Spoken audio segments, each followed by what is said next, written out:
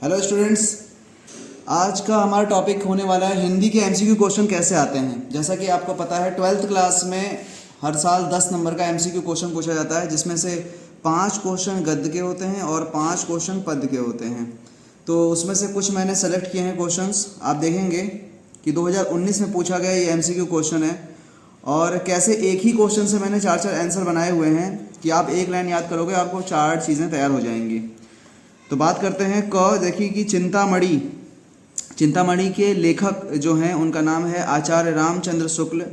तो ये आया कब था? ये 1939 को आया हुआ है। ये एक निबंध है जो कि 4 भागों में बांटा गया है। ठीक है, तो इस तरीके से चिंतामणि के लेखक आपसे पूछेगा तो आप ये आंसर दोगे। कब आया, उसके लिए ये कितने भाग का बना हुआ है, 4 भाग का बना हुआ है और ये एक निबंध है। तो एक लाइन में आपको इस चीज़ का जवाब मिल जाएगा। तमाम क्वेश्चन बन सकते हैं मतलब। फिर उसके बाद देखिए परीक्षा गुरु किसका उपन्यास है? तो परीक्षा गुरु एक उपन्यास है, निबंध नहीं है। उपन्यास, निबंध, कहानियाँ, नाटक, इनमें फ़र्क होता है। तो परीक्षा गुरु क्या है? एक उपन्यास है। और पहली बात कि ये सबसे पहला उपन्यास है। अगर हिंदी का पहला उपन्यास आपसे क्वेश्चन किया जाए तो परीक्षा गुरु जो है वो हिंदी भाषा का एक पहला उपन्यास है। किस युग में आया? भारतेंदु युग में आया।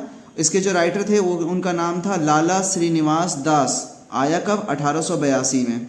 अगला क्वेश्चन, सरस्वती पत्रिका के संपादक रहे हैं। सरस्वती पत्रिका महावीर प्रसाद द्विवेदी जी इसके संपादक रहे हैं। 1903 से लेकर 1920 तक इसका संपादन महावीर प्रसाद द्विवेदी जी ने किया। इंडियन प्रेस के संस्थापक रहे बाबू चिंतामणि घोष ने 1900 में शुरू किया था इसको, सरस्वती पत्रिका को। अगला है ध्रुव स्वामिनी। ध्रुव स्वामिनी एक नाटक है जिसके लेखक का नाम है जयशंकर प्रसाद। वैदिक हिंसा हिंसा न भवती, वैदिकी हिंसा हिंसा न भवती के नाटककार, ये भी एक नाटक है। इसके जो राइटर हैं वह हैं भारतेंदु हरिश्चंद्र। सूरदास के रचनाकार हैं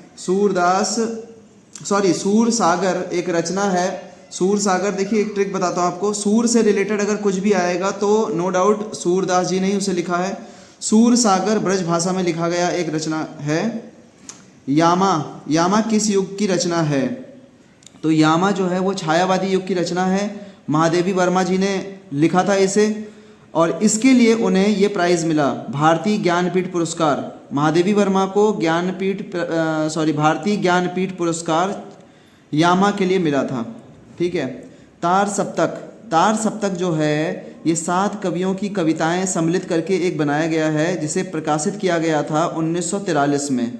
जिसके जो फेमस 7 कवि थे, 7 में से जो सबसे मेन हैं वो हैं गजानन, माधव और अज्ञे। इन दोनों से क्वेश्चन कभी कभी आ जाता है कि तार सप्तक में कौन थे। तो अज्ञे का नाम याद रखिएगा और गजानन, माधव का नाम याद रखिएगा। कब प्रकाशित हुआ था? 1943 में। तो जो ये गुप्त काल थे इसको स्वर्ण युग कहा जाता है। एक क्वेश्चन बनता है कि स्वर्णिम युग कौन सा था? हिंदी का स्वर्णिम युग यानी कि सुनहरा पल, सुनहरी यादें किस युग से जुड़ी हुई हैं, किस काल से जुड़ी हुई हैं? तो युग गुप्त काल है। ये गुप्त काल जो टाइम पीरियड है आपका 319 से लेके 540 ईस्वी तक का। देखिए छायावादी कवि के कुछ नाम मैंने लिखे हैं यहाँ पर। इनमें से क्वेश्चन बन जाता है हर साल ही क्वेश्चन बनता है। छायावादी युग के जयशंकर प्रसाद, निराला, सुमित्रानंद पंत और महादेवी वर्मा। तो जो जयशंकर प्रसाद, निराला और सुमित्रानंद पंत हैं इनको किस नाम से जानते थे? जयशंकर प्रसाद को ब्रह्मा, निराला जी को महेश और सुमित्रानंद पंत को विष्णु कहा गया है। इनकी कुछ रचनाओं के नाम मैंने लिखे हैं। जयशंकर प्रसाद आंसू, कामायनी, झरना, उर्वशी। निराला जी के अनामिका, परिमल, तुलसीदास। सुमित्रानंदन पंत के वीणा, गुंजन। महादेवी वर्मा निर्जा, निहार, यामा और दीपशिखा। यामा इंपॉर्टेंट है, हर साल इससे कुछ ना कुछ क्वेश्चन आ ही जाते हैं। छायावादी युग जो टाइम पीरियड था वो रहा था आपका 1920 से लेकर 1936 तक। तो इसी प्रकार से हम एमसीक्यू क्वेश्चन आपको बताते रहेंगे। उम्मीद करते हैं कि आपको ये वीडियो पसंद आएगा। तो अगर आपको अच्छा लगा वीडियो तो लाइक कर दीजिए और अपने दोस्तों को शेयर कर दीजिए। Thank you.